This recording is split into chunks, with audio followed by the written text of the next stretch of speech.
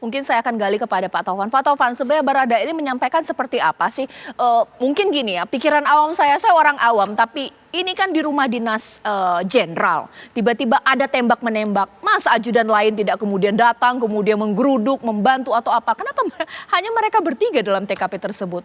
Di dalam keterangan dia, iya, cuma ada dia dan satu lagi ajudan ya, yang namanya Ricky. Selain Joshua kan gitu. Cuma itu yang dikatakan. Makanya kita mintakan CCTV kan sejak awal ya. Tapi CCTV juga dikatakan tidak berfungsi dengan dua alasan, bahkan mungkin juga bisa lebih dari dua, yang berbeda satu sama lain. Yang kemudian menimbulkan tanda tanya kita, maka dalam beberapa hari kan selalu saya katakan, ada apa sebenarnya dengan CCTV ini? Sungguh-sungguh rusak atau dirusak? Sekarang terjawab dengan keterangan dari konferensi pers dari Pak Kapolri. Saya kira itu, samping itu ada alat-alat komunikasi lain. Komnas sudah dijanjikan tuh akan diberikan dalam minggu ini, tapi sampai hari ini belum. Ya.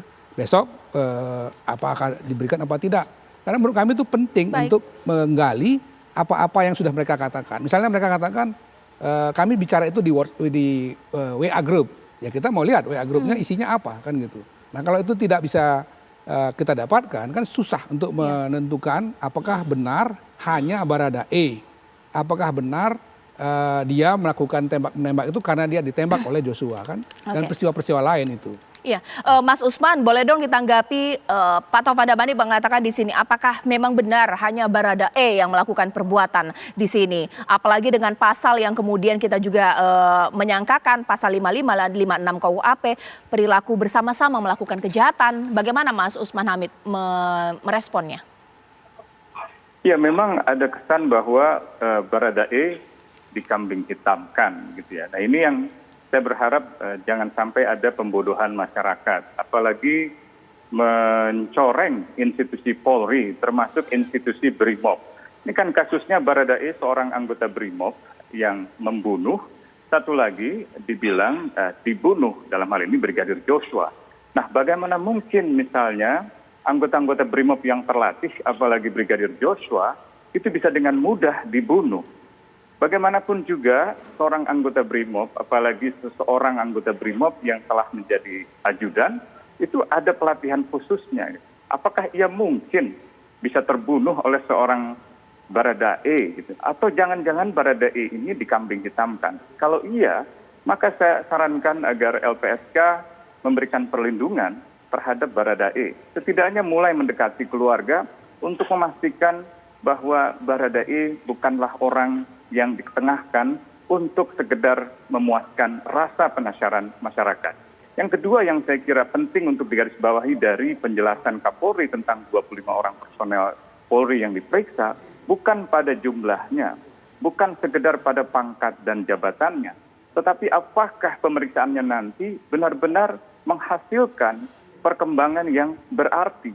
Misalnya ketika Kapolres pertama kali menerima laporan dari Kadif Propam, apakah Kapolres melaporkan kepada Kapolda? Apa laporannya? Dan apa yang dilakukan oleh Kapolda? Apa perintah Kapolda? Jadi Kapolda juga harus dimintai tanggung jawab. Jangan sampai ada kesan Kapolri takut dengan Kapolda.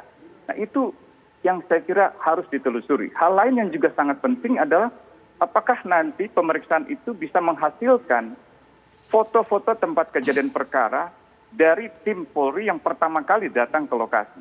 Foto korban saat di tempat kejadian perkara, baju korban, sepatu korban, celana korban. Karena dari foto yang saya lihat misalnya, Brigadir Joshua sudah tidak lagi menggunakan sepatu gitu. Nah hal-hal seperti itu yang perlu diolah secara saintifik untuk menghasilkan bukti-bukti yang otentik. Gitu. Hal lain yang juga sangat penting ingin saya garis bawahi adalah dari pemeriksaan pada hari ini, Verdi Sambo masih menggunakan pakaian dinas lapangan dari divisi Propam. Apakah benar ia betul-betul sepenuhnya telah dicopot dari Kadif Propam? Apakah pencopotan itu diikuti dengan pencopotannya sebagai Kasatgasus? Apakah pencopotan itu diikuti dengan pembernahan, pemberesan ruangan kerjanya? Apakah ia masih diperbolehkan menggunakan misalnya list merah di dalam seragam PDL di Propamnya? Apa pernah ada misalnya perwira tinggi Mabes Polri khusus di divisi Propam dengan pangkat 2 bintang?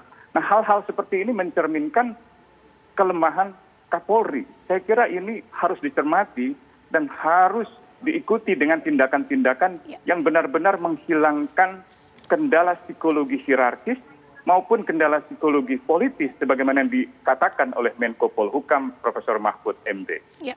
Baik, terima kasih Mas Usman Hamid yang merupakan Direktur Eksekutif Amnesty International Indonesia. Nanti poin yang tadi saya ingin tanyakan kepada Prof. Kiki usai jeda berikut pemirsa. Ya, mungkin saya ke Pak Taufan Damanik. Pak Taufan, sejauh ini dengan penetapan tersangka kepada Baradae, tapi sebenarnya dari Komnas HAM sendiri, apakah juga akan melakukan pemeriksaan atau mungkin komunikasi dengan Pak Sambo, bahkan dengan sang istri Ibu Putri Sambo, ini seperti apa? Sudah ada titik terang menuju ke sana tidak? Untuk Pak Sambo kita memang sudah merencanakan, tapi setelah semua informasi, bukti-bukti kita kumpulkan ya. Kalau Ibu Putri atau Ibu PC, memang kita harus menghormati sebagai Komnas HAM, kami menghormati ada standar internasional berkaitan dengan kekerasan seksual atau korban kekerasan seksual. Yang itu dikatakan juga di dalam akomodasi ya dalam undang-undang TPKS kita yang baru. Seseorang yang mengatakan dirinya secara sepihak sebagai korban dengan mengadukan ke aparat penegak hukum bahkan, ya, maka dia harus diasumsikan sebagai korban. Tidak boleh kita berpretensi bahwa ini bohong atau tidak bohong, tidak bisa. Perlakukan dia sebagai selayaknya seorang korban.